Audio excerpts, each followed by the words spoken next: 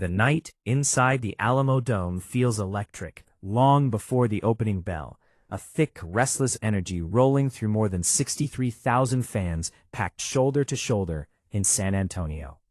Flags wave, cameras flash, and the roar rises and falls like a living thing as anticipation grips the arena. This is not just another championship fight. It is a clash of ideologies, a battle between artistry and aggression.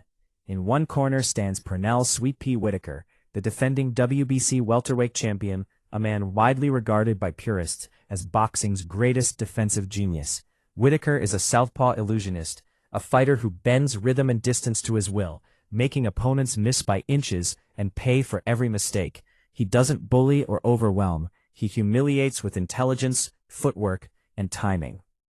Across the ring is Julio Cesar Chavez, Mexico's pride and pressure personified, a relentless warrior who built his legacy by breaking opponents down to the body and drowning them in volume and will.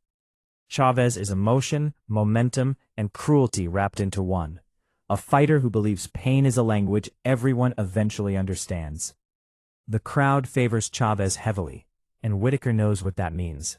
He is fighting in hostile territory against a legend whose reputation feels almost untouchable. When the referee gives final instructions and the gloves touch, there is no showmanship, no smiles, only focus. Two unbeaten wills meet at center ring, and the question hangs heavy in the air. Can finesse survive the storm, or will pressure finally crush perfection?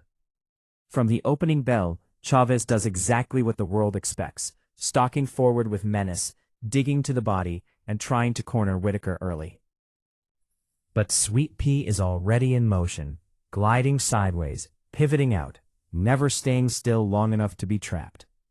Chavez throws hooks to the ribs, some landing, many sliding off Whitaker's rolling shoulders, as he subtly takes power off the shots.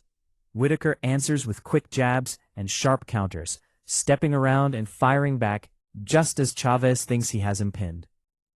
The early rounds feel tense and frantic, a constant chase where one man presses and the other dances, but never retreats without purpose. Chavez lands a heavy right hand that draws a roar from the crowd, the kind of punch that has ended fights before. Yet Whitaker absorbs it calmly and responds with a snapping counter that silences the cheers.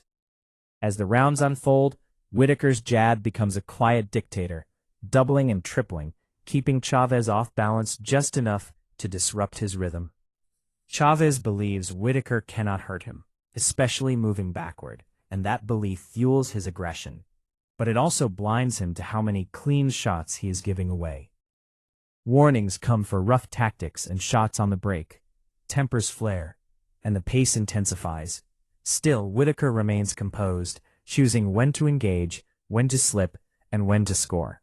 By the end of the early rounds, it is clear this fight is not unfolding on Chavez's terms. It is fast, intelligent, and frustrating. Exactly the kind of battle Sweet Pea thrives in. As the fight enters the middle rounds, the physical and emotional strain begins to show. Chavez comes out harder, more urgent, throwing with bad intentions to the body, determined to slow Whitaker's legs before the fight slips away completely. There are ugly moments, low blows, clinches, heated exchanges after the bell. But even in chaos, Whitaker's control stands out. He hits, grabs, spins, and resets, forcing Chavez to restart his attack again and again. A clean left hand from Whitaker lands flush, followed by a sharp shot downstairs, and for the first time the idea forms that Chavez may be losing this fight. The crowd's roar shifts, confidence giving way to concern. Chavez still has flashes of danger, ripping hooks to the midsection and landing a solid right that briefly unbalances Whitaker, but Sweet Pea recovers instantly, slipping away and answering with crisp counters. Chavez's punches begin to widen, his frustration visible as he swings harder and misses more often.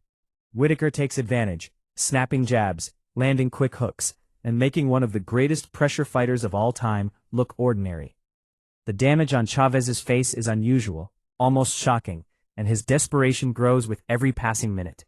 Round by round, Whitaker piles up points with ring intelligence and precision, turning the fight into a masterclass in control. By now, the unthinkable seems possible. Chavez may need a miracle. The final rounds arrive with tension thick enough to taste.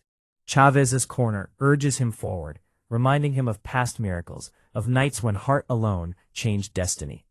He storms out for the 12th, throwing everything he has left. But Whitaker remains calm, slipping punches, countering sharply, and refusing to give ground for free.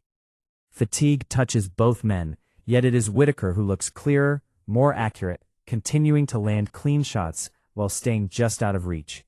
Chavez makes one last push, but the punches no longer carry the same authority, and Whitaker answers with precision, punctuating the round with confidence. When the final bell rings, the arena erupts in a mix of applause and disbelief. Whitaker walks back to his corner, convinced he has done enough, while Chavez stands stoic, his aura cracked but intact. The scorecards are read slowly, tension stretching every second, and when the decision is announced, a majority draw, the shock is immediate. Whitaker's reaction says everything. He cannot believe it, and neither can much of the boxing world. On paper, it is a draw, but in performance, Sweet Pea delivered a lesson. No titles change hands, yet history is made. Pernell Whitaker proves that brilliance, movement, and intelligence can neutralize even the most feared pressure fighter alive, and Julio Cesar Chavez learns that invincibility has limits. The result will be debated forever, but the truth remains clear in the memory of those who watched. It was the night artistry stood tall against the storm.